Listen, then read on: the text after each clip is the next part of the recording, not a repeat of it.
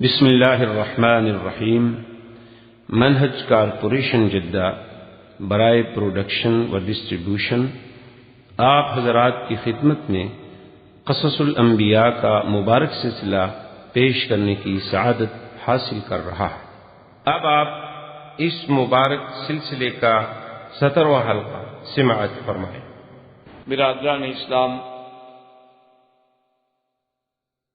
واجب الاحترام دوستو، بزرگوں، بھائیوں، عزیز نوجوانوں، قصص الانبیاء علیہم السلام کے ضمن میں آج کے درس میں اصحاب القریہ اور اس کے بعد سیدنا یونس علیہ السلام کے بارے میں انشاءاللہ ہم پڑھیں گے۔ دراصل جیسے کہ میں نے اپنے ابتدا میں عرض کیا تھا کہ جتنے اللہ نے قصص بیان فرمائے ہیں، قصص انبیاء ہیں یا قصص المہلکہ المعذبہ، پہلی امتوں کے واقعات ہیں، ان تمام قصص میں بہت بڑی عبر ہیں، مواعظ ہیں، نصائح ہیں، ہدایات ہیں، اور مخاطبوں کے لیے یعنی کفار قریش اور اوصائے قریش کے لیے بہت بڑی تحدید ہے۔ اور سرکار دو عالم صلی اللہ علیہ وسلم اور آپ پر ایمان لانے والے صحابہ رضوان اللہ علیہم اجمعین اور اس کے بعد قیامت تک ایمان لانے والوں کے لیے بہت بڑی تثبیت ہے، ان کے لیے ایک سبق۔ اس لیے علماء کرام نے لکھا ہے کہ جب آدمی قصص قرآن پر غور کرے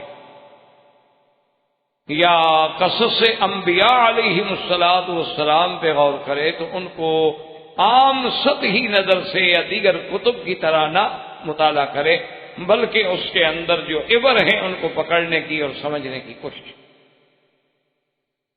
یہاں پر اللہ تبارک و تعالی نے اصحاب القریہ کا ایک واقعہ ذکر فرمایا جس میں اللہ کے 3 نبی بھیجے۔ تو اس واقعے سے اہل مکہ کے لیے بہت بڑی تنبیہ تھی کہ مکے والوں تم بھی تو غور کرو، تم بھی تو ایک قریہ ہو، تم بھی تو ایک شہر ہو۔ اگر ان لوگوں نے انبیاء علیہم السلام کے ساتھ اچھا سلوک نہ کیا تو ان کے انجام کو دیکھو، اگر تم کیا سوچو۔ اور اسی طرح قرآن مقدس جو ہے وہ ایسی تفاصیل میں نہیں اپنے آپ کو ڈالتا، اللہ کا کلام اتنا جامع معنی ہوتا ہے کہ وہ اتنی بات فرماتے ہیں جو بندوں کے لیے ذریعہ ہدایت۔ جیسے یہاں آ گیا اصحاب القریہ، تو اس میں قریے کا نام نہیں کہ وہ کون سی بستی تھی، کون سا شہر تھا، کیونکہ کوئی جغرافی کی کتاب تو ہے نہیں کہ پہلے اس پہ بحث کی جائے کہ جی وہ بستی کہاں تھی، اس کی آبادی کتنی تھی، طول و عرض کتنا تھا، اور وہ خط استوا پہ تھی کہ نہیں تھی، اس کا موسم کیسے تھا۔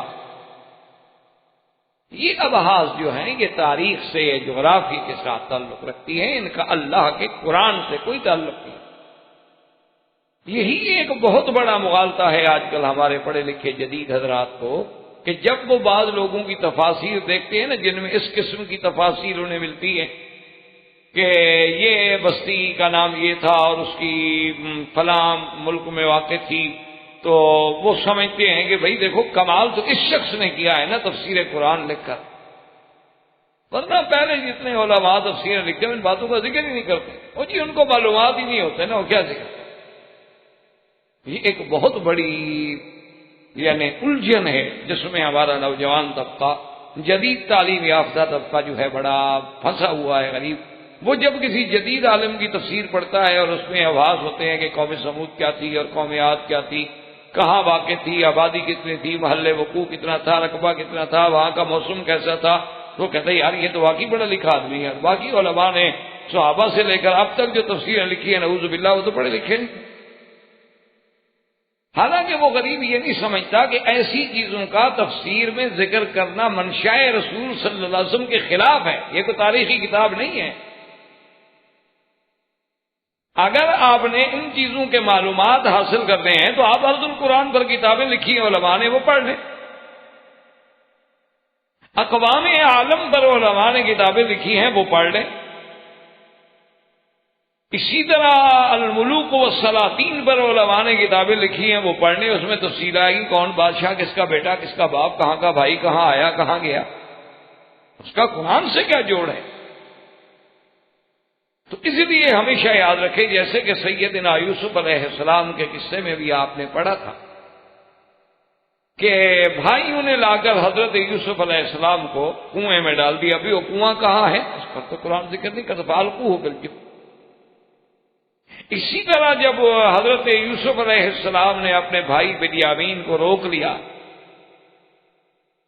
اور بھائی واپس آنے لگے تو بڑے بھائی نے انہیں نصیحت کی کہ ابا جان ہماری بات تو نہیں مانیں گے۔ انہوں نے کہا وَاسْأَلِ الْقَرْيَةَ الَّتِي كُنَّا فِيهَا، جی آپ اس بستی والوں سے پوچھ لیں جہاں ہم تھے، ہم سچی بات کہہ رہے ہیں کہ نہیں۔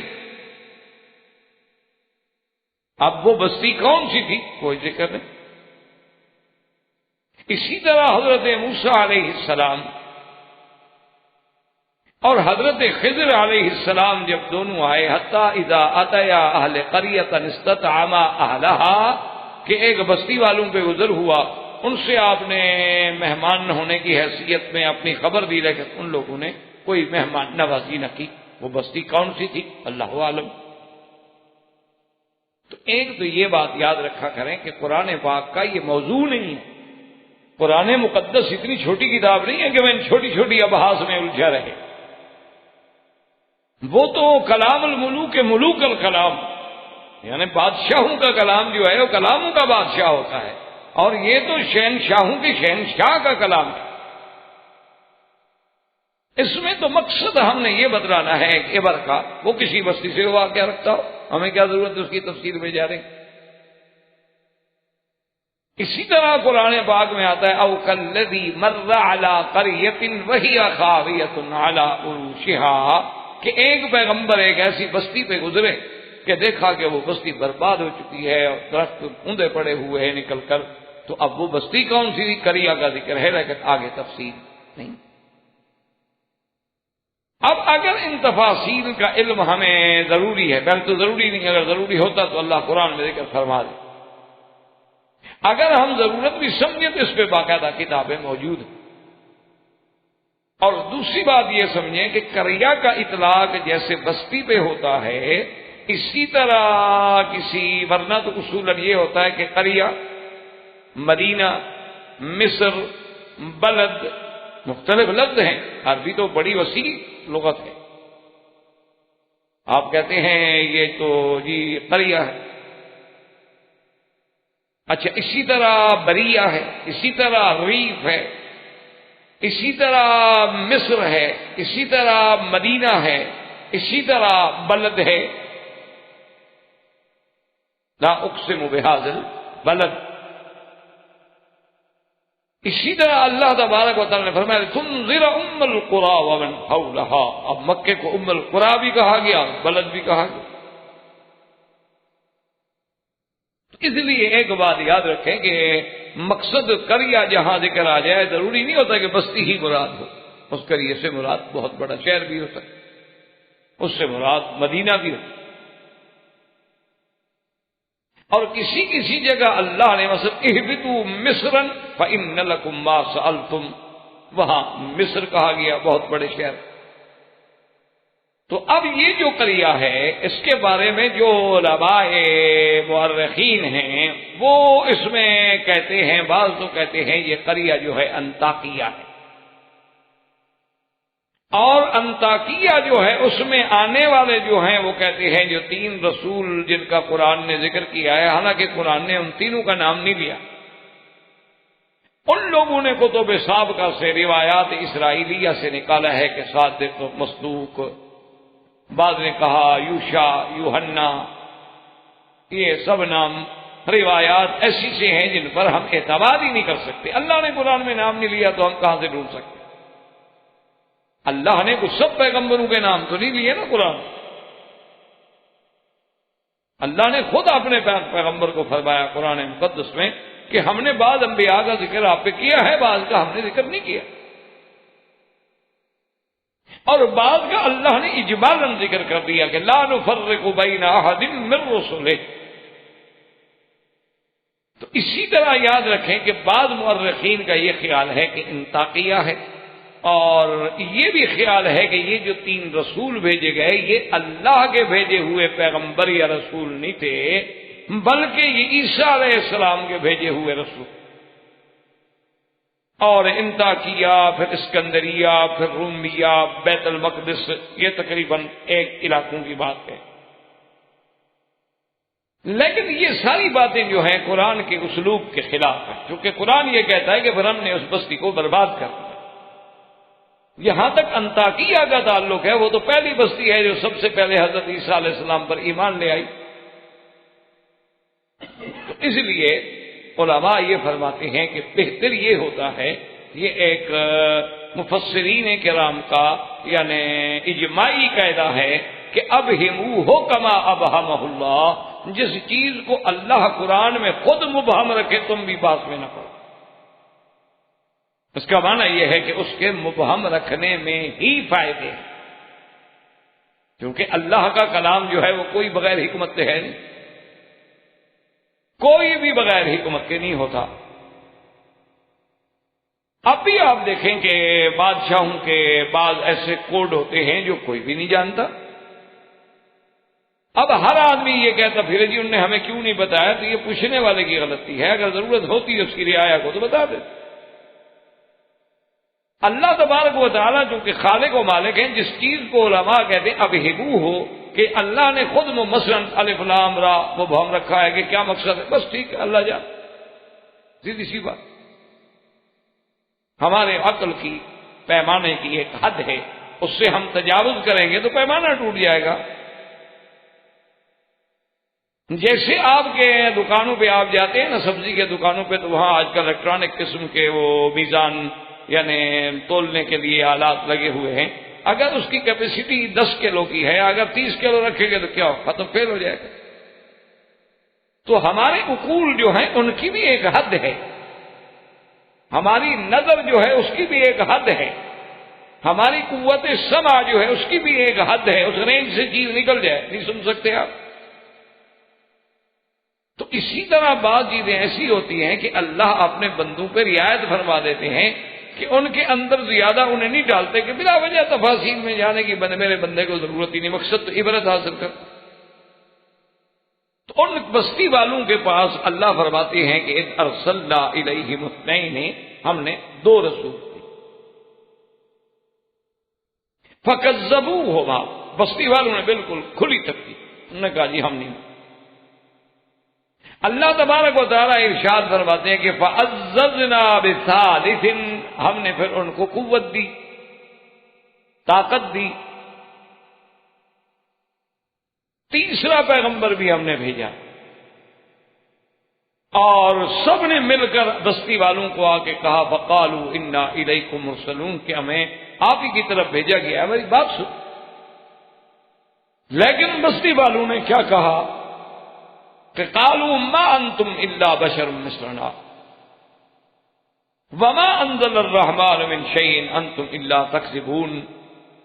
بستی والوں نے کہا کہ دیکھو بات یہ ہے کہ ہم نہیں مانتے، آپ تو ہماری طرح ایک انسان ہیں، بشر ہیں.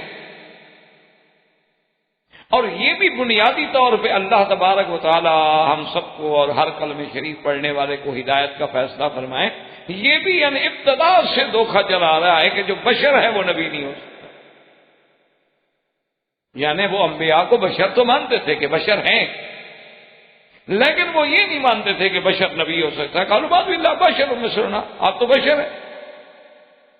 اسی طرح یعنی حضور صلی اللہ علیہ وسلم کے بارے میں بھی کافر کہتے تھے کہ عجیب بات ہے کہ ہماری طرح کھاتے ہیں پیتے ہیں، ہماری طرح بازار میں تشریف لے جاتے ہیں، تو ہم کیسے نبی مان لیں. یہ بہت پیچیدہ اور بہت پرانی بات ہے کہ ان کے دماغوں میں بھی ایک خلجان بیٹھا ہوا تھا کہ بشر ہیں لیکن نبی نہیں ہو سکتے. آج اندازہ کریں کہ ہزاروں سال بعد اور بعثت سیدنا محمد الرسول اللہ صلی اللہ علیہ وسلم کو بھی اب صدیاں بیت گئی، یعنی اب 1421 ہے. آج بھی ہمارے ملکوں میں، مسلمان ملکوں میں کتنے لوگ ہیں جو اس دھوکے میں مبتلا ہیں کہ نبی جو ہیں ان کو بشر نہ کہیں، انبیاء نور ہوتے ہیں، بشر نہیں، بلکہ نعوذ باللہ یہ عقیدہ رکھتے ہیں کہ اگر آپ نے بشر کہا تو آپ نبی کی توہین کر رہے ہیں، یعنی آپ کو بشر کہنے سے نعوذ باللہ آپ کی توہین ہو رہی اور آپ گستاخ ہیں انبیاء کہ نبی کو کہتے ہو بشر، ہم بھی بشر، نبی بھی بشر۔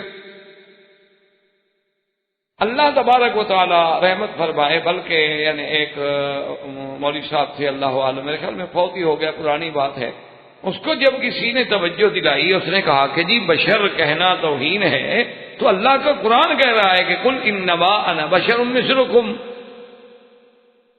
تو اس نے کہا یہی تو بات ہے نا جو تمہیں سمجھ نہیں آتی۔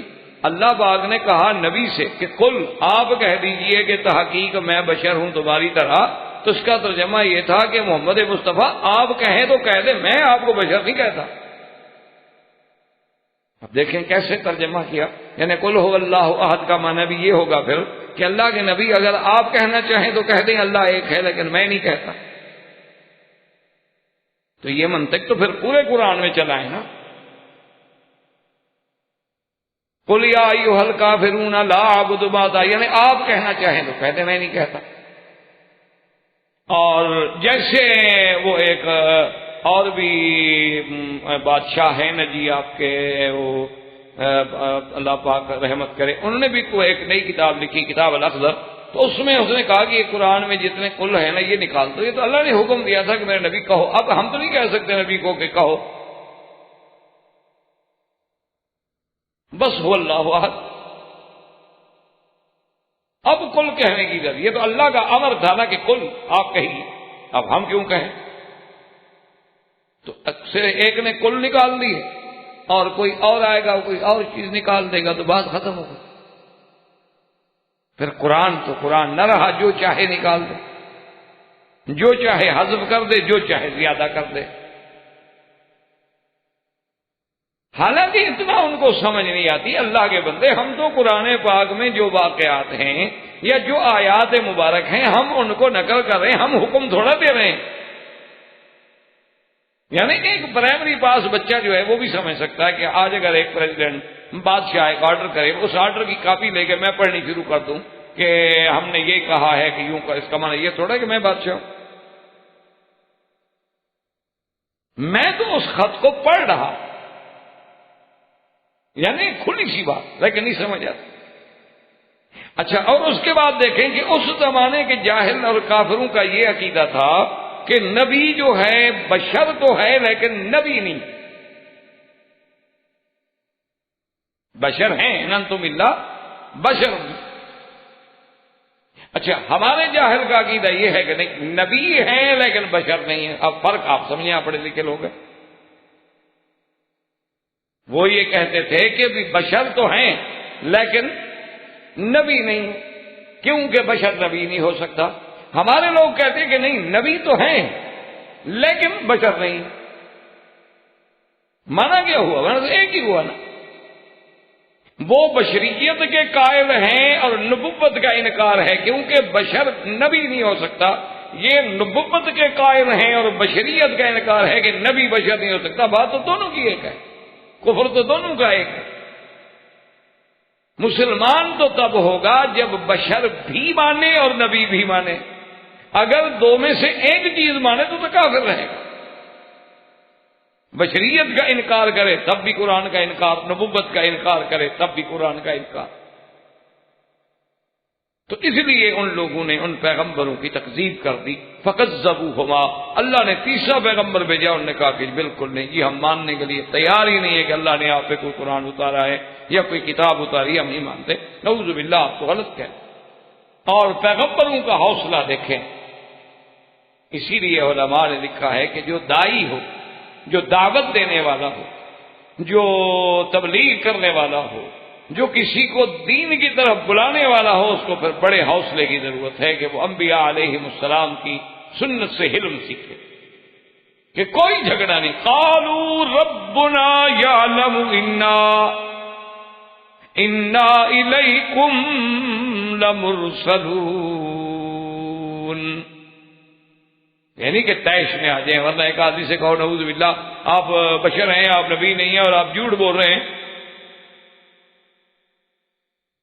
پیغمبروں نے کوئی بالکل اسی حوصلے سے، حلم سے اور بڑے بردباری سے نے کہا ربنا یعلم، ہمارا رب جانتا ہے، ہم واقعی اللہ کے رسول ہیں۔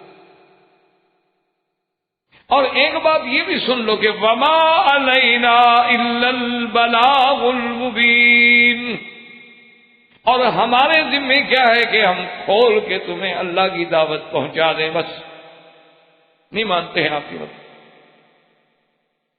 اس لیے مفسرین کرام نے اچھی بات لکھی ہے، انہوں نے کہا کہ اگر انبیاء علیہم السلام کی دعوت پہ ہی کافر غور کر لیتے تو سمجھ آ جاتی کہ بھئی یہ ہم سے کوئی معاوضہ بھی نہیں مانگتے، کچھ چیز بھی نہیں مانگتے، اور پھر ہمیں بات پہنچا رہے ہیں، تو ایسا آدمی کیوں جھوٹ بولے گا؟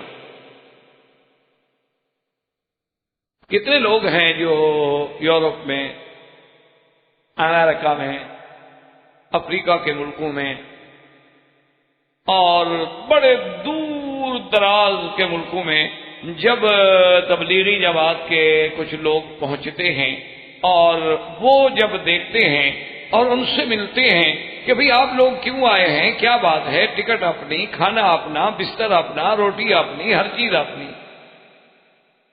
تو وہ جب ان کو بتاتے ہیں کہ بھئی ہم تو ایک دعوت لے کے آئے ہیں، ہم تو اسلام کی طرف بلانے کے لیے آئے ہیں، ہم تو یہ چاہتے ہیں کہ ہمارا ہر بھائی جو ہے اللہ نے جس کو انسان بنایا وہ جہنم کی آگ سے بچ جائے، ہم تو تمہارے لیے آئے،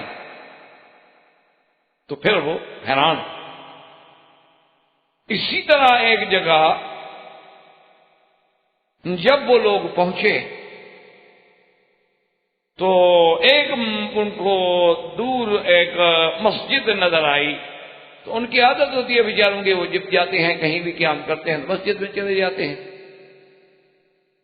اگر کوئی مسجد والے بعض ایسے بھی ہوتے ہیں، اللہ ہدایت عطا فرمائے، تعصب سے نہیں ٹھہرنے دیتے، پھر بیچارے کوئی اپنا متبادل ڈھونڈ لے۔ تو بہرحال جب وہاں گئے تو وہ مسجد جو تھی وہ قادیانیوں کی تھی، احمدی فرقے کی تھی، کیونکہ یہ فتنہ جو ہے اب پوری دنیا میں اللہ معاف فرمائے پھیل رہا۔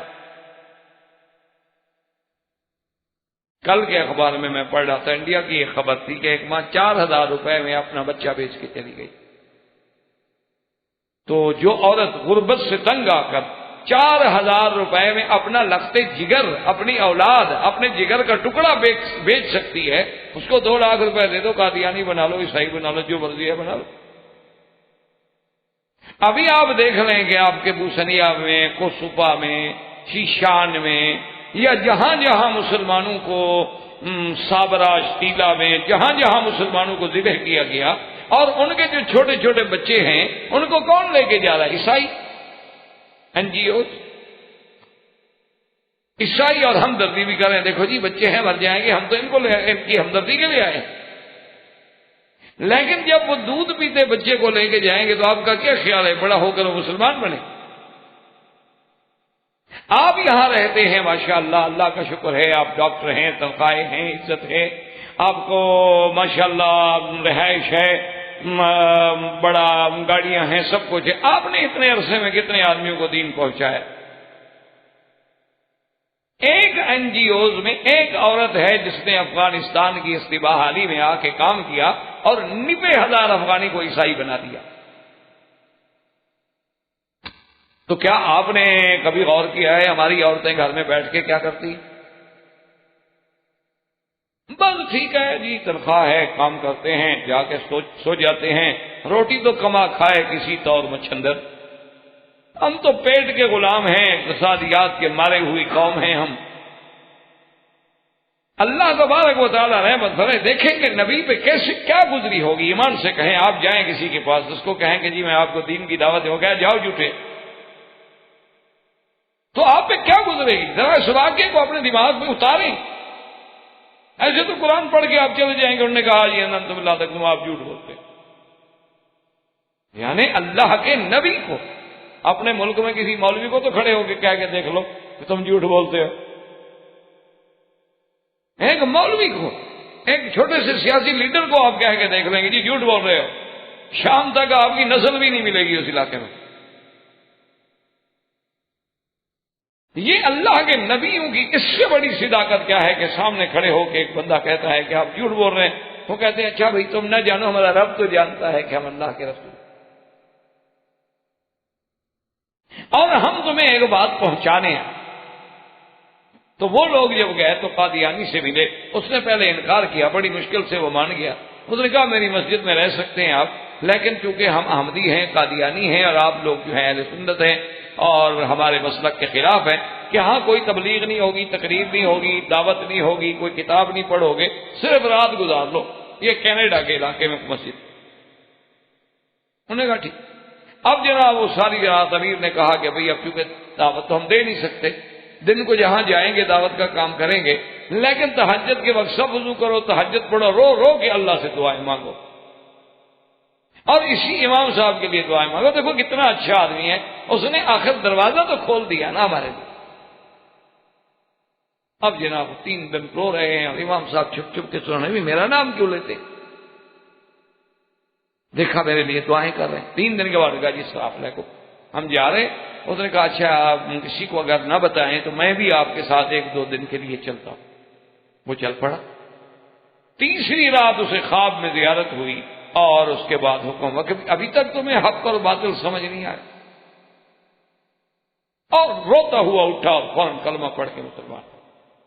اس ایک بندے نے کام کر کے جتنے وہاں خاندان اس مسجد کے متولیوں میں اور اس میں نماز پڑھنے والوں میں قادیانی ہو چکے تھے، ایک بندے کی محنت سے کئی گھر جو تھے الحمدللہ دوبارہ مسلمان۔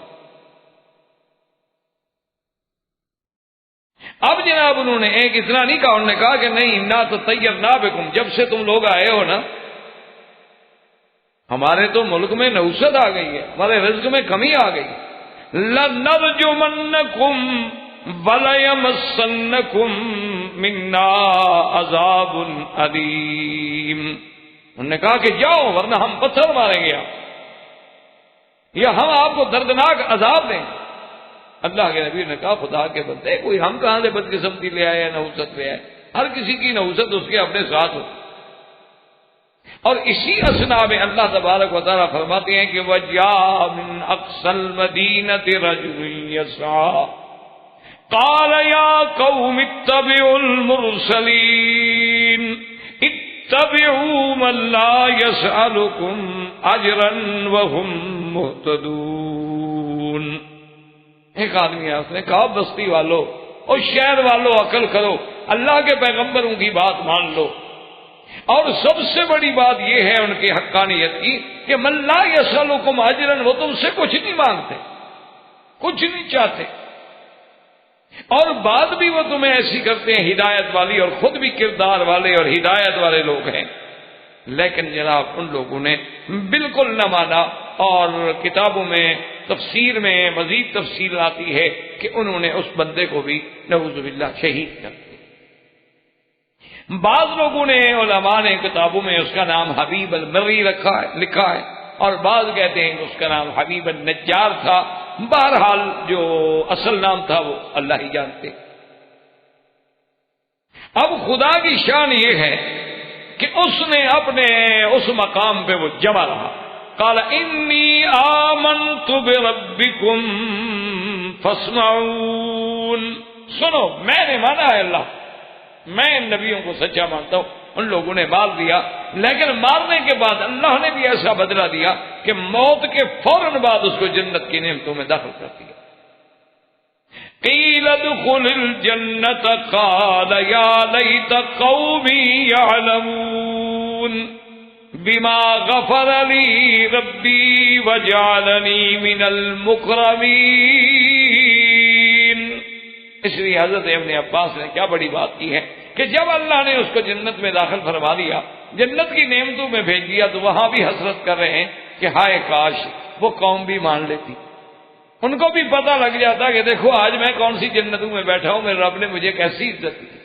تو حضرت ابن عباس فرماتے ہیں کہ وہ کیسا مومن تھا کہ زندہ تھا تو دعوت دے رہا تھا، اور مرنے کے بعد بھی ان کے لیے دعوت کی بات کرتا، اس کے بعد بھی اس کو اپنی قوم کا احساس، اپنی برادری کا احساس ہے کہ زندگی میں بھی ان کو ہدایت کرتا رہا، موت کے بعد بھی کہتا ہے کہ یا لیت قومی یعلمون، اے کاش میری قوم کو بھی خبر ہوتی کہ بما غفر لی ربی وجعلنی من المکرمین۔ اور اس کے بعد پھر اللہ تبارک و تعالیٰ فرماتے ہیں وما انزلنا علی قومہ من بعدہ من جند من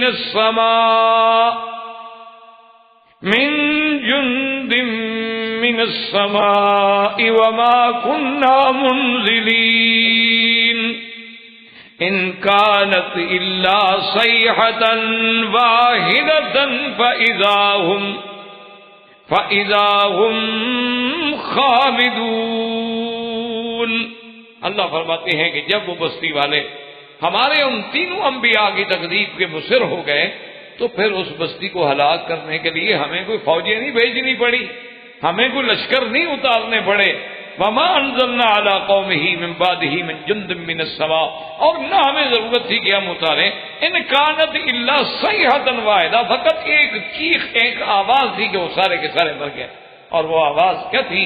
مفسرین کرام نے لکھا ہے کہ اللہ نے حضرت جبریل علیہ السلام کو حکم دیا آپ جائیں فاخذ بعضادتي الباب، شہر کا جو بڑا قلعہ تھا، اس کا جو بڑا دروازہ تھا، اس کی دونوں کناروں کو پکڑ کے سیدنا جبریل علیہ السلام نے جو ہے آواز دی، چیخ پاری، تو سب کے سب مر گئے۔ اس آواز میں اتنی قوت تھی، اتنی شدت تھی کہ اس کی طاقت کو برداشت نہ کرتے ہوئے اللہ قرآن میں کہتا ہے فَإِذَا هُمْ خَامِدُونَ، ایسے ہو گئے جیسے کوئی بجھ جاتا، جیسے آگ بجھ جائے تو کیا ہوتی، راکھ ہوتی، یعنی ان کی وہ شوخیاں، وہ قوت، وہ ساری کی ساری جو تھی ختم ہو گئی۔ یا حسرتاً علی العباد ما یأتیہم من رسول الا کانوا بہ یستہزئون، کہ کیسے کہ ان کے بعد جب بھی کوئی رسول آیا تو اسے ٹھکراتے ہیں اور اس کے ساتھ استہزاء کرتے ہیں۔ تو یہ اصحاب القریہ کے بارے میں بھی انبیاء علیہ السلام کا ذکر آیا، لیکن ان کے نام اللہ نے قرآن میں ذکر نہیں فرمائے۔ اتنا ذکر آیا کہ پہلے 2 بھیجے گئے، اس کے بعد پھر 1 تھے۔ اور اسی سلسلہ قصص انبیاء علیہ السلام کے ضمن میں میں نے جو دوسری آیت تلاوت کی تھی وَظَنُّونَ إِذ ذَهَبَ مُغَاضِبًا، یہ ذکر ہے سیدنا یونس علیہ السلام۔ یونس علیہ السلام کے بارے میں قرآن پاک نے ایک جگہ تو فرمایا ذنون، اور ایک دفعہ فرمایا صاحب الحوت۔ یاد رکھیں، حوت بھی مچھلی کو کہتے ہیں اور نون بھی مچھلی کو کہتے ہیں ان کو، یعنی اچھا ان کا نام بھی قرآن میں ہے وَإِنَّ يُونُسَ لَمِنَ الْمُرْسَلِينَ، نام بھی قرآن میں ہے، لیکن کہیں کہیں قرآن پاک نے اس کو مچھلی والے کے نام سے بھی یاد فرمایا، کیونکہ ان کے واقعے میں مچھلی کا ایک اہم واقعہ۔ تو یونس علیہ السلام جو ہیں یونس بن متہ، اب علماء کا اختلاف ہے کہ متہ جو ہے آپ کے والد کا نام ہے یا والدہ کا نام ہے، لیکن راجح قول یہی ہے محدثین کے نزدیک کہ متہ آپ کے والد کا نام ہے، آپ کی والدہ کا نام نہیں۔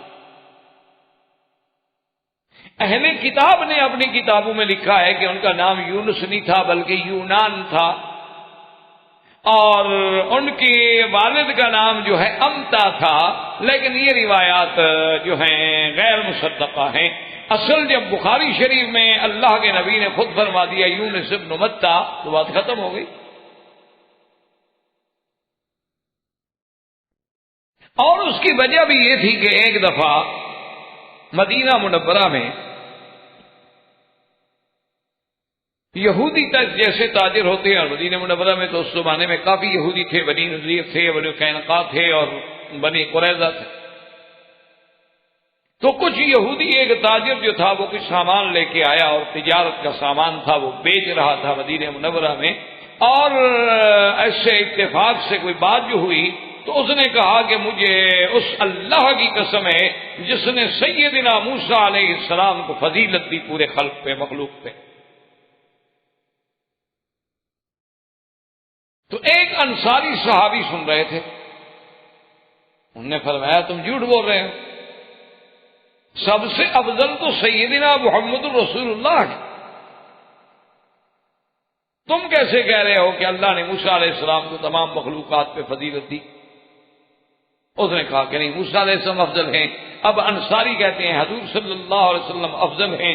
اسی پہ بات بڑھ گئی تو انصاری صحابی نے اس کو تمانچہ مارا منہ پہ، نے کہا گستاخی کرتے ہو حضور کی شان میں۔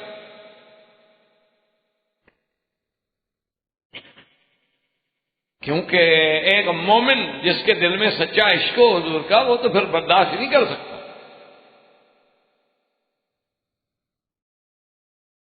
اب جناب جب وہ چانٹا لگا اس کو تو وہ جناب سیدھا حضور صلی اللہ علیہ وسلم کی خدمت میں آ گیا۔ اس نے کہا یا رسول اللہ، ہم معاہد ہیں، ہم ذمہ ہیں، ہمارا آپ کے ساتھ معاہدہ ہے، آپ نے ہماری حفاظت کرنی، تو آپ کا آدمی مجھے مارتا ہے۔ حضور صلی اللہ علیہ وسلم نے اپنے صحابی کو طلب فرمایا اور پوچھا بھی تم نے کیوں مارا؟ اس نے کہا حضور میں نے مارا ہے۔ جو عاشق ہوتے ہیں پھر وہ انکار تو نہیں کرتے۔ انہوں نے کہا حضور اس نے ایسی بات کی میرا دل برداشت نہیں کر سکا۔ میں نے کہا افضل تو محمد رسول اللہ ہے، تم کیسے کہتے ہو کہ موسیٰ علیہ السلام آتے؟ تو حضور صلی اللہ علیہ وسلم نے ناراضگی کا آپ نے فرمایا کہ لا تفضلونی، ایسا نہ کیا کرو کہ مجھے ایک دوسرے سے بڑھاؤ۔ اور فرمایا تمہیں پتا ہے کہ قیامت والے دن جب مجھے ہوش آئے گی فَإِذَا مُوسَىٰ قَائِمٌ آخِذٌ بِسَاقِ الْعَرْشِ، میں دیکھوں گا کہ موسیٰ علیہ السلام جو ہیں وہ عرش کے پائے کو پکڑ کے کھڑے ہیں، پتہ نہیں یا تو وہ بے ہوش ہی نہیں ہوئے یا مجھ سے بھی پہلے ہوش میں آ گئے، یعنی واقعی ان کی اتنی بڑی شان ہے۔ اور اسی میں آپ نے فرمایا کہ لا تفضلونی علی یونس ابن متیٰ، یہ بھی نہ کیا کرو کہ مجھے یونس ابن متیٰ پہ فضیلت دو۔ اصل بات یاد رکھیں کہ اس میں بھی علماء نے جواب دیا کہ یہ تو واضح بات ہے کہ حضور افضل ہے، حتیٰ کہ موسیٰ علیہ السلام بھی فرماتے رہے کہ لو کان، اگر میرا اللہ مجھے آپ حضور کی امت میں بھی اٹھا دیں، اور حضور نے بھی فرمایا کہ لو کان موسیٰ حیا لما وسعہ الا اتباعی، کہ اگر آج موسیٰ علیہ السلام زندہ ہوں تو وہ بھی میری پیروی کریں۔ تو پھر حضور نے ایسے کیوں فرمایا؟ اور ایسے کیوں فرمایا کہ کسی نبی کو کسی نبی پہ نہ بڑھایا کرو؟ حالانکہ اللہ نے خود نبیوں کی شان بلند کی، ایک سے دوسرا زیادہ افضل ہے۔ فضلنا تلک الرسل فضلنا بعضهم على بعض، اللہ خود قرآن میں فرما رہے ہیں کہ ان رسولوں کو ہم نے بعض سے بعض میں فضیلت دی، منہم من کلم اللہ۔ تو اب اس کی بات سمجھیں، علماء کرام نے حدیث رسول پاک صلی اللہ علیہ وسلم کے بارے میں فرمایا یہ ہے کہ پہلی بات تو یہ ہے کہ یہ اس دور کا واقعہ ہے کہ ابھی حضور پاک کو یہ اللہ کی طرف سے خبر نہیں دی گئی تھی کہ آپ سب سے افضل، تو جب یہ خبر ہی نہیں ملی تھی تو حضور کا یہ کہنا جو ہے وہ درست۔ ایک بعض علماء نے فرمایا کہ نہیں، اصل بات یہ ہے کہ یہی بڑائی کی اور یہی حضور کے افضل ہونے کی تو علامت ہے کہ حضور کہتے ہیں بھی مجھے دوسرے سے نہ بڑھاؤ، تو جس میں شان ہوتی ہے وہ اپنے آپ کو گھٹاتا ہے، بڑھاتا نہیں۔ یہی تو شان ہے میرے مدنی محمد مصطفیٰ کہ اتنی تواضع فرما رہے ہیں کہ بھئی اس یہودی نے بھی جو ایک پیغمبر کا نام لیا ہے نا، اس لیے آپ نے فرمایا بھی موسیٰ کی اتنی بڑی شان ہے، وہ تو مجھ سے بھی پہلے ہوش میں آ گئے۔ تو یہ مقام تواضع ہے، یہ مقام انکساری ہے، اور یہی دلیل عظمت۔ آپ جائیں نا جی کسی عالم کے پاس، کوئی بڑا عالم ہو، اس سے اگر بات کرو کہے گا جی ہم تو بھائی طالب العلم ہیں، اور ٹھیک ہے فرمائیں، اگر مجھے بات آتی ہوئی تو میں بتا دوں گا، ورنہ آپ کو پھر کسی بڑے عالم کے پاس بھیج دوں گا۔ لیکن کوئی میری طرح چھوٹا سا پڑھا لکھا ہو، ماشاءاللہ جیسے 3 حدیثیں پڑھ لی ہوں، سبحان اللہ، وہ تو نہ محلے کو سونے دے گا، نہ گھر والوں کو، نہ راستے چلنے والوں۔ خیر جی کتاب میں یہ لکھا ہے، اچھا جی ماشاءاللہ۔ کئی آ جاتے ہیں وسن ہمیں اور جی بخاری شریف میں لکھا ہے، میں نے کہا جی یہ بھی پتا ہے آپ کو بخاری شریف کس نے لکھی ہے؟ نہیں ہو جی نام تو نہیں آتا۔ میں نے کہا ماشاء، جو نام ہی نہیں آتا تو اس کا لکھا آپ نے کیا سمجھا؟ جب آپ کو یہ بھی پتا نہیں ہے کہ بخاری شریف لکھنے والے کا نام کیا ہے۔ اچھا کہتے میں نے کہا اچھا بخاری شریف آپ نے کہا جی بخاری شریف کو میں روز مطالعہ کرتا ہوں، اردو ترجمہ ہے میرے پاس ماشاءاللہ۔ میں نے کہا اچھا جی بخاری شریف کتاب کا پورا نام کیا ہے؟ اور جی بخاری شریف۔ اب جن کا یہ یعنی میں ابھی بھی انشاءاللہ ذمہ داری سے کہتا ہوں، جتنے میرے آدمی دوست بیٹھے ہیں کسی کو بخاری شریف کا نام نہیں ہے. اگر مجھے کتاب کا نام آپ بتا دینا میں آپ کو پیر مان لوں گا. بالکل سوال ہی بدل نہیں. سب یہی کہہ دیں گے بخاری شریف. وہ بخارا تو جگہ کا نام تھا اللہ کے بدلے. سمرقند و بخارا تو جگہ کا نام ہے. ابھی عبداللہ محمد بن اسماعیل جو ہیں وہ اس علاقے کے رہنے والے تھے، نسبت ہوگی. کتاب کا نام بخاری کیسے بن گیا؟ یہ تو اس شہر کی طرف نسبت ہے. چلو اگلے درس تک بھی آپ ڈھونڈ لیں انشاءاللہ، تو پھر بھی انعام کی حد باقی. ایک ہفتہ ہے پورا، اور پھر کتابیں دیکھ کر تو ڈھونڈنا مشکل نہیں ہوتا نا، لیکن اس کے بعد بھی انشاءاللہ آپ مشکل سے ڈھونڈ پائیں.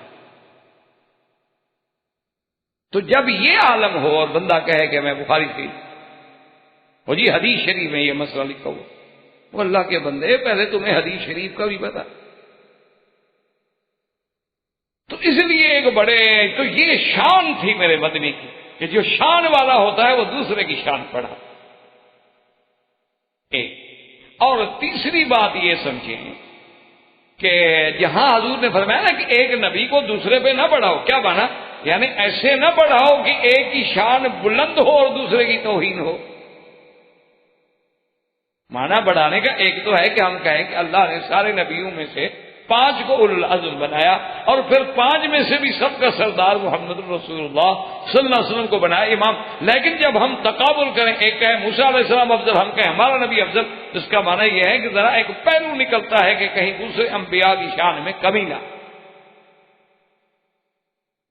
اسی لیے علماء نے لکھا ہے کہ اللہ کا نام جو ہے نا سبح اسم ربک الاعلی، اللہ کا نام جو ہے وہ عظمت کے ساتھ لینا چاہیے. اس میں کوئی ایسا پہلو نہ ہو کہ جس میں اللہ کے شان میں کوئی کمی ہو. اس کی علماء نے ایک عجیب باریک مثال دی ہے. انہوں نے کہا کہ جیسے ایک آدمی آپ سے پیسہ مانگنے آئے، غریب ہے، فقیر ہے، خیرات مانگتا ہے، تو عام طور پر رواج ہے نا کہہ دیتے اللہ کریم. تو یہ بھی ایک توہین کا پہلو ہے، یعنی ہم اس کو کچھ نہیں دے رہے ہیں اور اس کو اللہ کے نام پہ ٹرکھانا چاہتے ہیں. تو یہ بھی عظمت اس میں ربک کے خلاف ہے کہ جس کو تم خالی بھیج رہے ہو، تم اس کو کچھ نہیں دے رہے ہو، اور پھر یہ کہا کہ اللہ کریم، یعنی اللہ سخی.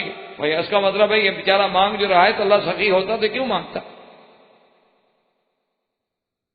یہ تو غریب نہ ہوتا نا.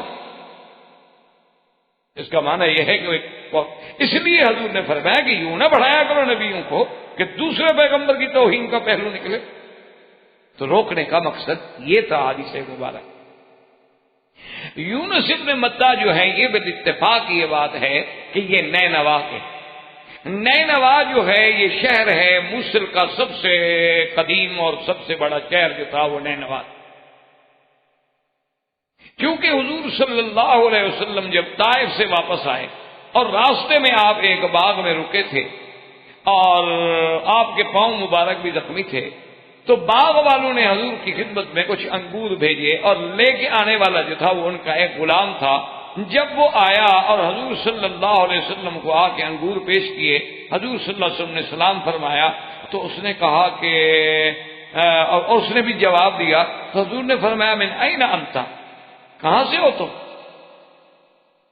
وہ کہا رسول اللہ انا من نینوا، میں نینوا کے. فرمایا اچھا وہ تو میرے بھائی حضرت یونس کی جگہ ہے، حضرت یونس ابن متہ کی جگہ ہے نینوا، اسی جگہ کے رہنے والے. اس نے کہا کہ ہاں، اور وہ فوراً گرے. اس نے کہا حضور آپ کیسے جانتے ہیں یونس ابن متہ کو؟ فرمایا وہ اللہ کا نبی ہے، میں نہیں جانوں گا تو کون جانے. تو فوراً اس نے کلمہ پڑھ دیا. تو اس لیے آپ کے نینوا ہونے میں تو کوئی شک نہیں کہ آپ اسی شہر میں اسی علاقے کے رہنے والے تھے، اور اس دور میں آشوری قبائل کی حکومت تھی اور ان کے بڑے عروج کا زمانہ تھا. اور سیدنا یونس ابن متہ علیہ السلام کے بارے میں یہ بھی ملتا ہے روایات میں کہ اللہ ہر نبی کو 40 سال کے بعد نبوت دیتے ہیں، لیکن بعض روایات میں یہ ملتا ہے کہ آپ کی عمر اس وقت 28 سال تھی جب آپ کو نبوت دی. سیدنا اللہ کی شان ہے. یعنی ایک عام قاعدہ ہے کہ ہر پیغمبر کو 40 سال کے بعد نبوت دی جاتی ہے. عیسیٰ علیہ السلام ابھی مہد میں تھے، جھولے میں تھے، کہا انی عبداللہ آتانی الکتاب وجعلنی نبیا. یعنی وہ ایک اغلب یعنی عام قاعدہ یہ ہے کہ 40 سال کے بعد نبوت دی جاتی ہے، لیکن اللہ اگر کسی کو پہلے دینا چاہے تو کون روک سکتا ہے؟ لا یسأل عما یفعل وهم یسألون، اللہ تبارک و تعالیٰ جو چاہے فرمائے۔ تو اس لیے بعض روایات میں یہ بھی آتا ہے کہ آپ کی عمر مبارک 28 سال تھی اور آپ کو اسی نینوا والوں کے لیے بھیجا گیا، اور نینوا کی جو بات ہمیں قرآن پاک سے ملتی ہے وہ یہ ملتی ہے کہ 1 لاکھ سے کچھ اوپر کی آبادی تھی۔ اب کچھ اوپر کتنا تھے؟ بعض علماء کہتے ہیں کہ 10,000، بعض کہتے ہیں 20,000، بعض کہتے ہیں 18,000، لیکن جب قرآن نہیں کہتا تو ہمیں کیا ضرورت ہے 18 میں یا 20 میں جانے کی؟ وَأَرْسَلْنَاهُ إِلَىٰ مِائَةِ أَلْفٍ أَوْ يَزِيدُونَ، اللہ نے ان کو بھیجا 1 لاکھ یا اس سے زیادہ۔ کتنے زیادہ تھے اللہ عالم۔ یونس علیہ السلام نے قوم کو دعوت دی، لیکن قوم نے نہ مانا۔ آپ متواتر کتابوں میں آتا ہے کہ 7 سال تک دعوت دیتے رہے لیکن قوم نہ مانا، تکذیب۔ حضرت یونس علیہ السلام جوانی تھی اور 7 سال کی محنت کا جب کوئی رنگ بھی نہ دیکھا تو غصے میں آئے اور انہیں عذاب سے ڈرایا کہ تم تو تکذیب کے اس مقام پہ پہنچ گئے ہو کہ اب اللہ کا عذاب۔ اور یہ ڈرانے کے بعد قاعدہ یہ ہوتا ہے کہ اگر پیغمبر کسی قوم کو اللہ کے عذاب کی وعید کا بیان دے، اس بستی سے اس وقت تک اس کو نہیں جانا چاہیے جب تک حکم خدا بندی نہ، جیسے لوط علیہ السلام کہ اللہ کا حکم آیا کہ اسر بأہلک، اب آپ جائیں گے۔ اللہ کا حکم آیا نوح علیہ السلام کو کہ وَاصْنَعِ الْفُلْكَ بِأَعْيُنِنَا، کشتی بنائیں پھر اس کے بعد ہم بتائیں گے تو پھر آپ جائیں۔ یعنی اگر پیغمبر کو یہ خبر دے دی جائے اس امت پہ عذاب آئے گا، اس قوم پہ ہلاک آئے گا، لیکن اس پیغمبر کو بغیر اذن ربی وہاں سے سفر نہیں کرنا چاہیے۔ یونس علیہ السلام سے یہ اجتہادی خطا ہو گئی کہ اللہ کا انتظار حکم کا کیے بغیر آپ چلیں۔ چلنے کے بعد راستے میں آئے، دریا تھا، کشتی میں سوار ہوئے، کشتی ڈولنے لگی۔ تو اس زمانے کے ملاح بھی کوئی سمجھدار لوگ ہوتے ہیں، انہوں نے کہا جی ہماری کشتی نے تو کبھی ایسا واقعہ نہیں کیا، معلوم یہ ہوتا ہے کہ اس میں کوئی غلام ہے جو اپنے سردار سے بھاگا ہوا ہے، ایسی کوئی بات ہو تو پھر کشتی پہ ہماری پہ کچھ نہ کچھ مصیبت آ جاتی ہے، تو معلوم یہ ہوتا ہے اب ہم کیا کریں۔ تو حضرت یونس علیہ السلام نے فرمایا، جب انہوں نے بات کی نا تو آپ کو بات یاد ہے، وہ آپ نے فرمایا کہ ہاں ٹھیک کہہ رہے، میں ہوں جو اپنے سردار سے اس کی حکم اور اجازت کے بغیر بھاگا ہوں۔ میں نے کہا حضرت یونس آپ، کیونکہ یونس علیہ السلام کو آپ کا شہرہ، آپ کی عزت وقار، کردار، نبی ہیں وہ تو علاقے میں، انہوں نے کہا جی نہیں آپ نے، انہوں نے کہا بھائی میں ٹھیک کہہ رہا ہوں۔ اذ ابق الى الفلك المشحون فساهم فكان من المدحضين۔ اللہ فرماتے ہیں کہ جب وہ بھاگے کشتی کی طرف، اب انہوں نے کہا کہ جی اگر آپ نہیں مانتے تو پھر ہم قرا ڈالتے ہیں، کس کا قرا نکلے؟ جب قرا ڈالے تو یونس علیہ السلام کا قرا نکل آئے، جب قرا ڈالے تو یونس علیہ السلام، انہوں نے جب 3 دفعہ قرا ڈال لیا، انہوں نے کہا دیکھو بھائی ساری بستی کشتی والے ڈوب جائیں تو اچھی بات تو نہ ہوئی نا، اس لیے بس اب قرا بھی میرا ہے اور میں خود کہہ رہا ہوں کہ میں نے باقی اپنے سردار کے حکم کے بغیر سفر کیا ہے۔ تو حضرت یونس علیہ السلام کو دریا میں ڈالا گیا، بلکہ خود ہی آپ نے چھلانگ لگائی تھی۔ فَالْتَقَمَهُ الْحُوتُ وَهُوَ مُلِيمٌ، اللہ نے حکم دیا مچھلی کو کہ یونس علیہ السلام آ رہے ہیں، فوراً یونس کو اپنے پیٹ میں لے لو، اور ساتھ حکم دیا کہ خبردار لا يخدش خدشا، حضرت یونس علیہ السلام کے بدن کو کوئی تکلیف نہیں پہنچانا، تیرے پیٹ میں حفاظت کے ساتھ رہیں گے۔ اب جب حضرت یونس السلام مچھلی کے پیٹ میں، اب دیکھیں نا خداوند قدوس، آپ کے دنیا میں ایسے بڑے بڑے بادشاہ پیدا ہوئے، لیکن ایسا قید خانہ کو بنا سکتا ہے کہ مچھلی کے پیٹ کے اندر کسی کو قید کرتے؟ تاخانے بنا لیں گے، قلعے بنا لیں گے، غاریں بنا لیں گے، کنویں بنا کے کسی کو لٹکا دیں گے، لیکن یہ چلتا پھرتا قید خانہ، یعنی یہ تو موبائل جیل ہو گئی نا جی، اور پانی میں باقاعدہ وہ چل رہی ہے۔ اور پھر یہ ہے کہ حفاظت ایسی ہے کہ کچھ دیر تک یونس علیہ السلام کو بھی خیال آیا مچھلی کے پیٹ میں آ گیا، اب کیا بچنا ہے۔ کہتی ہیں کہ پھر آپ نے جب حرکت کی تو دیکھا کہ ٹانگیں بھی ٹھیک کام کر رہی ہیں، ہاتھ بھی ٹھیک کام کر رہے ہیں، اور سانس بھی اس مچھلی کے سانس کے ساتھ آ جا رہی ہے۔ تو وہ مچھلی جب نیچے چلی گئی نا کارل بہار میں، تو وہاں ایک آواز آئی، تو حضرت یونس حیران ہوئے کہ یہ کیا آواز ہے؟ تو اللہ نے فرمایا یونس یہ جو سمندروں کے اندر کارے دریا میں یا ان کے نیچے بھی کوئی مخلوق ہے وہ بھی میری تسبیح کر رہی۔ تو اس لیے قرآن کہتے ہیں فَلَوْلَا أَنَّهُ كَانَ مِنَ الْمُسَبِّحِينَ لَلَبِثَ فِي بَطْنِهِ إِلَى يَوْمِ يُبْعَثُونَ، کہ حضرت یونس بھی تسبیح کرنے والے تھے، اور آپ نے تسبیح کیا کی؟ لا الہ الا انت سبحانک انی کنت من الظالمین۔ حضرت یونس علیہ السلام کے اس کلمے کے بارے میں میرے آقا سرکار دو جہاں رحمت للعالمین صلی اللہ علیہ وسلم نے فرمایا اذا دعی بہ اجاب، فرمایا جو بندہ میرے بھائی یونس کی دعا پڑھ کے دعا مانگے گا اللہ اس کی بھی دعا ضرور سنیں گے۔ حتیٰ کہ ایک حدیث مبارک میں آئے حضور نے فرمایا کہ وہ اسم اعظم جس کے ساتھ جو مانگا جائے مل جائے وہ اسی میں ہے، لا الہ الا انت سبحانک انی کنت من الظالمین فاستجبنا له، اللہ نے دعا سن، ونجیناہ من الغم وکذالک ننجی المؤمنین۔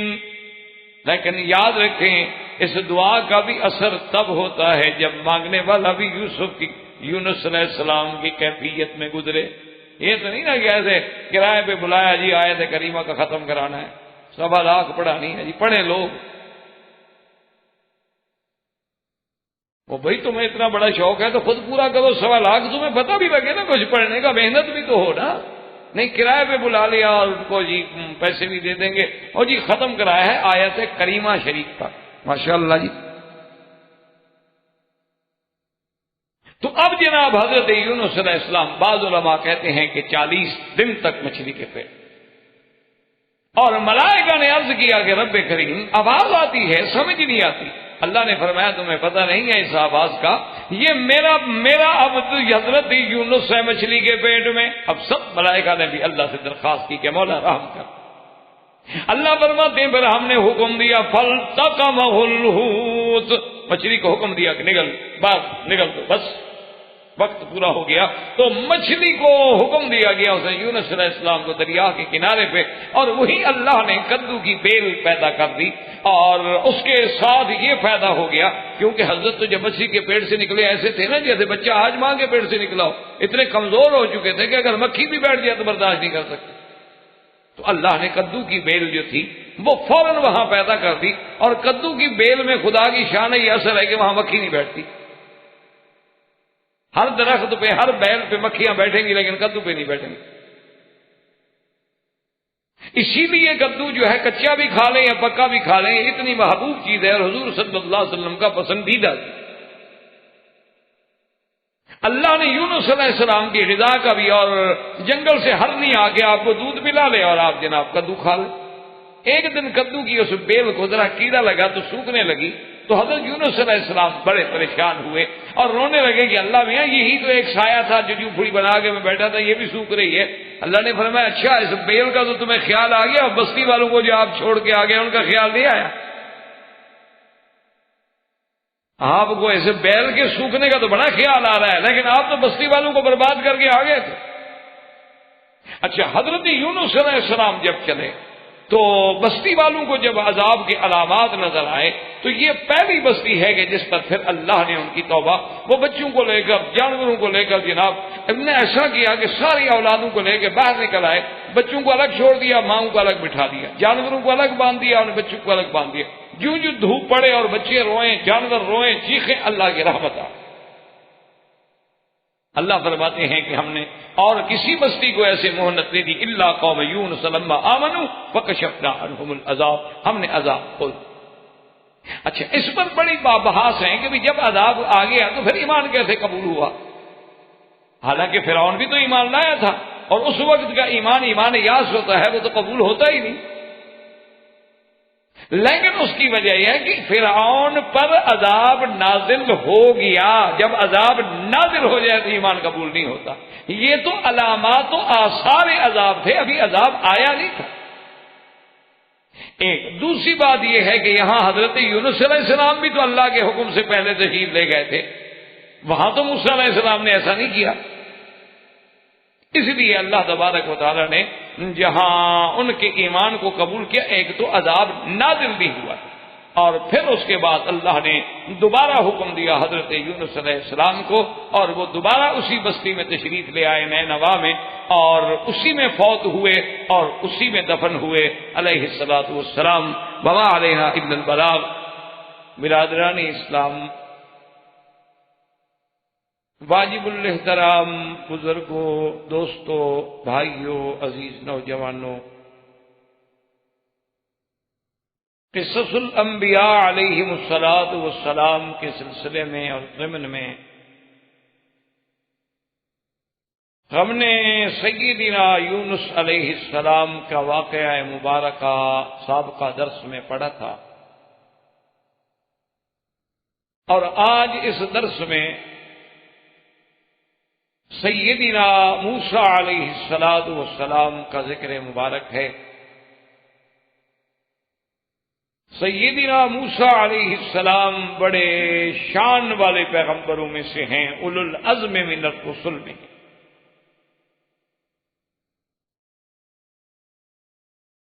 اور سیدنا موسیٰ علیہ السلام جو ہیں، اللہ نے ان کو شرف کلام سے نوازا ہے، اسی لیے ان کا لقب مبارک جو ہے کلیم اللہ ٹھہرا۔ اور سیدنا موسیٰ علیہ السلام جو ہیں، ان کے پاس بہت جامع، عظیم، کامل، مکمل کتاب تورات دی گئی۔ اور سیدنا موسیٰ علیہ السلام جن کے عظمت کے بارے میں سرکار دو عالم صلی اللہ علیہ وسلم نے ارشاد فرمایا کہ جب قیامت میں سور پھونکا جائے گا تو ہر چیز جو ہے وہ ختم ہو جائے گی، اور بعض احیاء ایسے ہوں گے جو بے ہوش ہو جائیں گے۔ تو سرکار دو جہاں صلی اللہ علیہ وسلم فرماتے ہیں کہ سب سے پہلے میں ہوش میں آؤں گا، اور میں جب دیکھوں گا کہ سیدنا موسیٰ علیہ السلام اللہ کے عرش کے پائے کو پکڑ کے کھڑے ہیں، فرمایا اللہ عالم، یا تو وہ مجھ سے بھی پہلے ہوش میں آ گئے، یا پھر اللہ نے ان کو بے ہوشی دی ہی نہیں، اس لیے کہ ایک دفعہ وہ طور پہ بے ہوش ہو چکے ہیں، تو اس کے بدلے میں آج اللہ نے ان کو اس بے ہوشی سے بچا لیا۔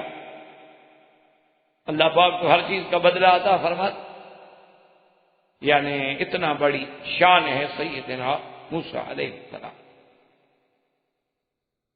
اور اسی طرح علماء نے لکھا ہے کہ موسیٰ علیہ السلام کا بھی ایک طرح سے امت محمد الرسول اللہ صلی اللہ علیہ وسلم پر بہت بڑا احسان کہ جب معراج کی رات میں حضور صلی اللہ علیہ وسلم کی امت پہ 50 نمازیں فرض ہوئیں تو مشورہ دینے والے سیدنا موسیٰ علیہ السلام تھے کہ یا محمد صلی اللہ علیہ وسلم ارجع الی ربک فسلہ التخفیف، اپنے رب کی طرف لوٹ جائیں اور اللہ سے اپنی امت کے لیے معافی مانگیں، آپ کی امت 50 نمازیں نہیں پڑھ سکتی۔ یعنی آپ اندازہ کریں کہ آج ہم لوگ 5 نمازیں بھی صحیح معنوں میں ادا نہیں کرتے، کیونکہ اللہ نے کسی جگہ سارے قرآن میں آپ دیکھیں یہ کسی جگہ نہیں کہا کہ نماز پڑھا کرو،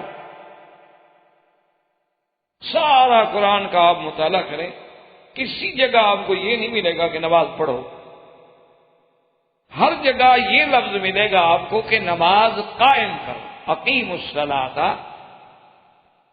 الذین یقیمون الصلاۃ، مقیمی الصلاۃ، اقم الصلاۃ لدلوک الشمس الی غسق اللیل، یا ایھا المزمل قم اللیل الا قلیلا۔ ہر جگہ لفظ ملے گا اقیمو، قیام سے، کہ نماز قائم کر۔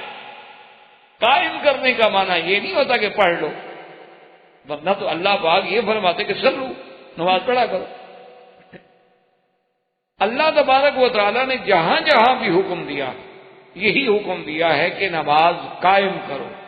میرے بندے وہ ہیں جو نمازوں کو قائم کرتے ہیں، نماز قائم کرنے والے، زکوٰۃ ادا کرنے والے۔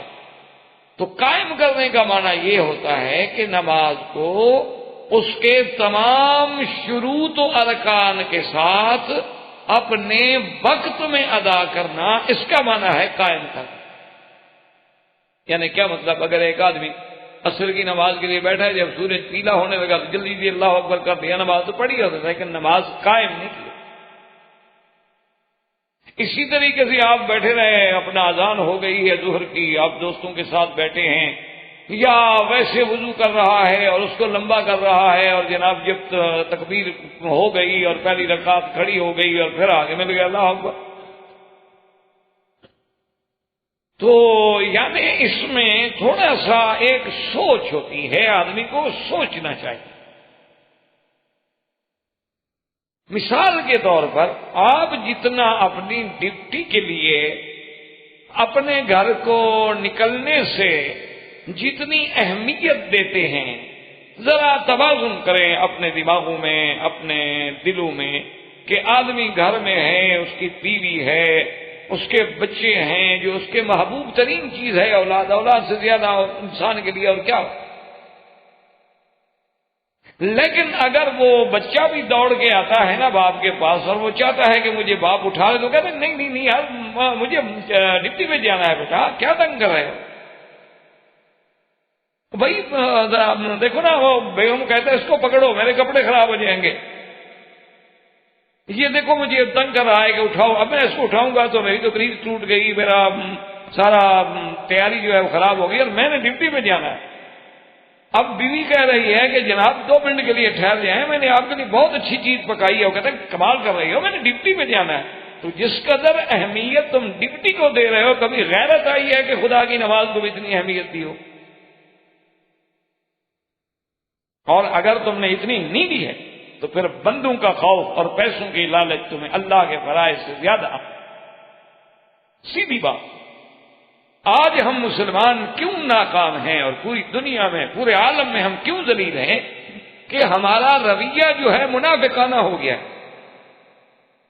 اس میں ہم مولوی بھی ہیں، اس میں پیر بھی ہیں، اس میں طالب بھی ہیں، اس میں دین کی جماعتیں بھی ہیں، اور اس کے بعد جو ہے دنیا دار بھی ہیں، ملازم بھی ہیں۔ ہر آدمی کا یعنی کردار جو ہے وہ منافقانہ ہو گیا ہے کہ نام اسلام کا لیتے ہیں لیکن اسلام کی اہمیت ہمارے دل میں نہیں۔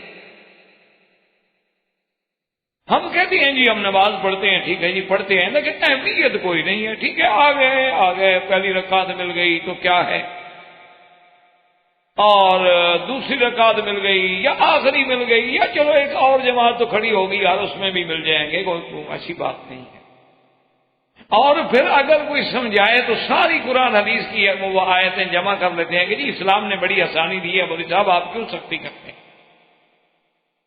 یعنی دین میں آسانی ڈھونڈتے ہیں، ڈپٹی میں سختی ڈھونڈتے ہیں۔ اب خود اندازہ کریں کہ ہمارا اللہ کے ساتھ اور بندوں کے ساتھ کیا معاملہ ہے۔ کیا ہم منافق تو نہیں؟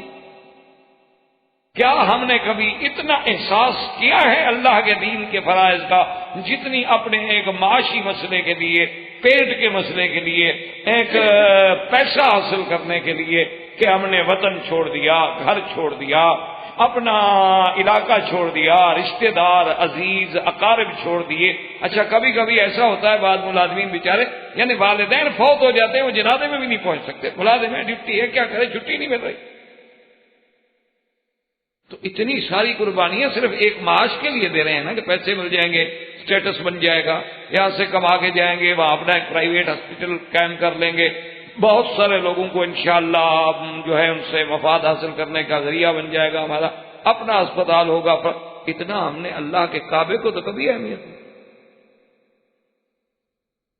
ہم جاتے ہیں یہ مسئلہ ضرور پوچھ رہے تھے، جی ہم تو مکے میں رہنے والے ہیں، حضرت ڈپٹی کے لیے گئے تھے، اس لیے ہمارے لیے تو عمرہ ضروری نہیں ہے۔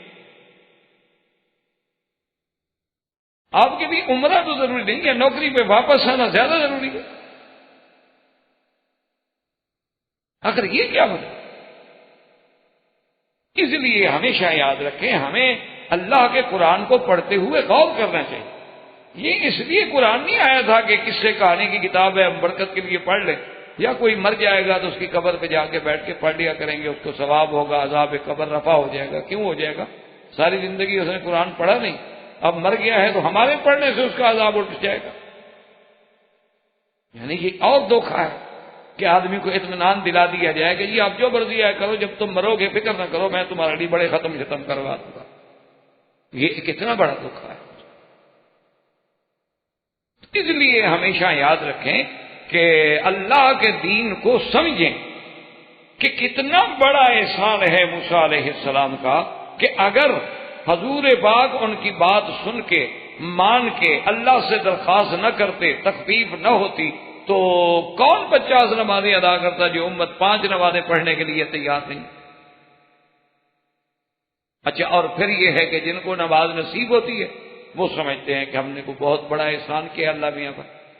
دیکھو جی آج میں نے پوری 5 نمازیں پڑھی ہیں، 4 بھی نہیں پڑھی، بڑی مہربانی جناب، اللہ تبارک و تعالیٰ پر آپ کا کتنا بڑا احسان ہے۔ اگر آپ نماز نہ پڑھتے تو اللہ کی عظمت و کبریائی میں کتنا خلل آ جاتا۔ ہندو جو نہیں پڑھتے تو اللہ کی خدائی میں کوئی فرق آ گیا، یہود اور نصارہ اور سکھ جو نہیں پڑھتے تو اللہ کی شان اور عظمت میں کوئی کمی آ گئی ہے کہ اگر ہم بھی چند آدمی نہیں پڑھیں گے تو کیا ہو جائے گا۔ اس لیے ہمیشہ سوچیں کہ موسیٰ علیہ السلام کی یہ عظمت ہے، اللہ ان پہ کروڑوں صلاۃ و سلام فرمائے کہ انہوں نے امت محمد مصطفیٰ صلی اللہ علیہ وسلم پہ احسان۔ اور اسی طرح یہ عظمت بھی موسیٰ علیہ السلام کو ملی ہے کہ سرکار دو عالم صلی اللہ علیہ وسلم نے فرمایا کہ آج بھی اگر مجھے اسی جگہ پر لے جاؤ تو میں اپنے بھائی سیدنا موسیٰ علیہ السلام کی قبر مبارک جو ہے پہچان لوں گا۔ حضور نے فرمایا، صحابہ نے پوچھا سرکار کیسے؟ فرمایا جب میں لیلۃ المعراج مجھے جبریل لے کے جا رہے تھے تو ایک سرخ ریت کا ٹیلا تھا، اس کے قریب موسیٰ علیہ السلام کی قبر تھی، اور موسیٰ علیہ السلام بھی اللہ نے مجھے دکھایا، کشف کر دیا کہ وہ اپنی قبر میں نماز پڑھے۔ تو یہ عظمت جو ہے یہ بھی سیدنا موسیٰ علیہ السلام کو، اور اسی طرح یہ عظمت بھی سیدنا موسیٰ علیہ السلام کو ملی ہے کہ آپ کے بھائی کو بھی نبوت ملی، یعنی اللہ نے آپ کو بھی نبی اور رسول بنایا، اور آپ کے بھائی سیدنا ہارون علیہ السلام جو ہیں ان کو بھی اللہ نے نبوت عطا فرما دی، اور حضرت موسیٰ علیہ السلام کی درخواست کو منظور کرتے۔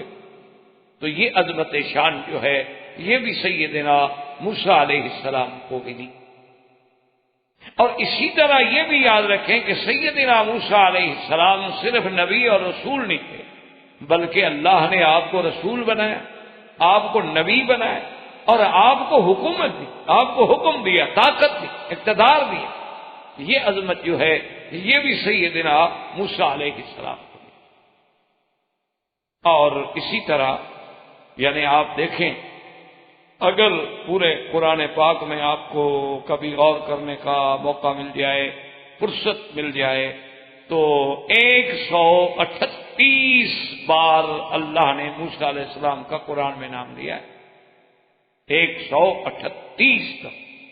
یعنی اندازہ کریں کہ موسیٰ علیہ السلام کی کتنی بڑی شان ہو کہ اللہ تبارک و تعالیٰ اپنی کتاب میں، قرآن میں، جو ایک عظیم ترین جامع ترین دستور و منشور ہے قیامت تک، اس میں اللہ نے 138 مقام پہ موسیٰ علیہ السلام کا ذکر فرمایا ہے۔ اور اسی طرح آپ دیکھیں گے کہ قرآن پاک کی کتنی صورتیں ہیں، سورۃ البقرہ دیکھیں، سورۃ النساء، سورۃ المائدہ، سورۃ الانعام، سورۃ الاعراف، سورۃ الانبیاء، سورۃ ہود، سورۃ یونس، سورۃ کہف، سورۃ طہ، سورۃ القصص، کون سی صورت ہے جس میں موسیٰ علیہ السلام کا ذکر نہیں؟ اللہ نے آپ کو اتنا بڑا شان۔ اور تیسری بات میرے عزیزان محترم یہ دماغ میں رکھ لیں کہ اللہ نے قرآن پاک میں اتنی دفعہ موسیٰ علیہ السلام کا اور اتنی تفصیل سے، یعنی ایک ایک واقعہ ذکر فرمایا ہے، اس کی وجوہات۔ سب سے پہلی وجہ تو علماء نے یہ لکھا ہے کہ ان کی زندگی اور ان کے احوال بعین ہی اسی طرح ہیں جیسے سیدنا محمد الرسول اللہ صلی اللہ علیہ وسلم کہ جیسے فرعون وقت کا مقابلہ موسیٰ علیہ السلام کو کرنا پڑا، اسی طرح اپنے زمانے کے فرعون کا مقابلہ سیدنا محمد الرسول اللہ صلی اللہ علیہ وسلم کو کرنا پڑا۔ اور حضور نے یہ بھی فرمایا کہ فرعونی اشد من فرعون موسیٰ، کہ بھئی میرے بھائی موسیٰ نے بھی فرعون کا مقابلہ کیا تھا، لیکن میرا فرعون تو اس کے فرعون سے بھی آگے۔ آپ نے فرمایا کہ فرعونی اشد من فرعون موسیٰ، کہ میرا فرعون جو ہے نا، اس کی وجہ یہ ہے نا کہ جو وقت گزرتا ہے آدمی ترقی کرتا ہے نا، تو حضرت موسیٰ علیہ السلام کا فرعون تو پرانے دور کا تھا نا، اس کے مقابلے پر حضور صلی اللہ علیہ وسلم کا فرعون تو بہت بعد میں آیا۔ اور ہمارے جو آج کل کے فرعون ہیں یہ تو ویسے کمپیوٹرائزڈ ہیں۔ ہمارے فرعونہ جو ہیں، ہمارے فرعون جو ہے نا جو اس دھرتی پہ رہتے ہیں، یہ تو کمپیوٹر کے زمانے کے لوگ ہیں۔ یہ تو پتہ نہیں کہ اگر حضور پاک دیکھتے تو حیران ہو جاتے۔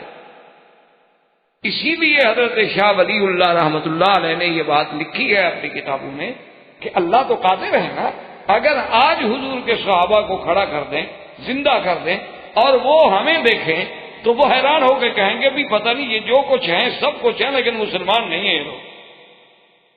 اور ہم جب ان کو دیکھیں گے تو ہم کہیں گے بھئی یہ تو انسان بھی معلوم نہیں ہوتے، یہ تو اور کسی دنیا اور سیارے کی مخلوق۔ یعنی ان میں اور ہم میں اتنی تفاوت ہو، اتنی آسمان و زمین کا فرق ہوگا کہ کیونکہ ہمیں وہ دیکھ کے حیران ہوں گے نا کہ نہ لباس میں، نہ شکل میں، نہ صورت میں، نہ سیرت میں، نہ کردار میں، یہ تو کسی طرح بھی اسلام سے نہیں ملتے، تو یہ کیسے مسلمان ہوئے بھائی؟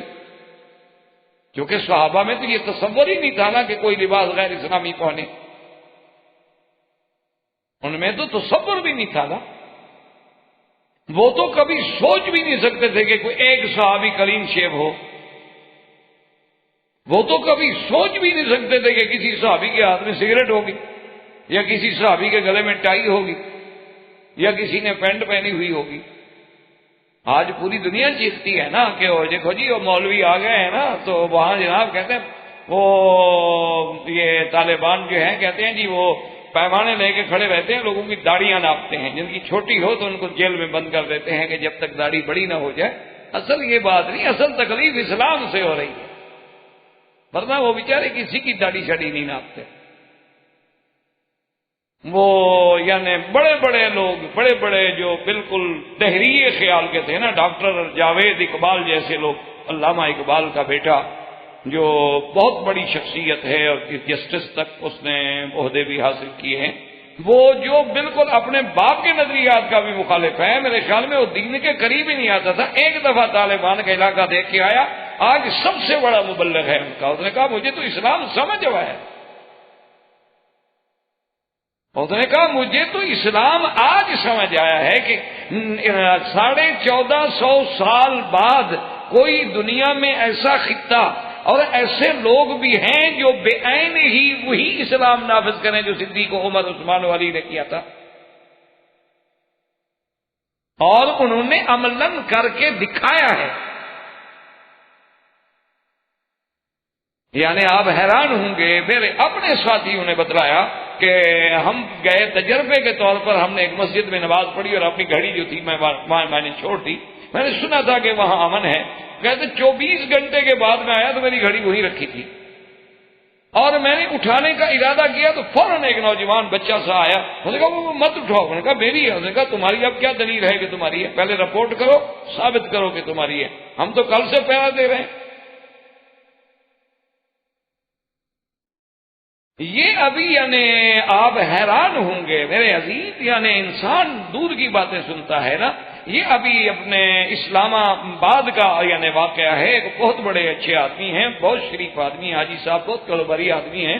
ان کی گاڑی، اور گاڑی بھی پجیرو آج کل تو اس کا ایک اپنی یعنی حیثیت ہے، تو 40-45 لاکھ روپے کی گاڑی ہے.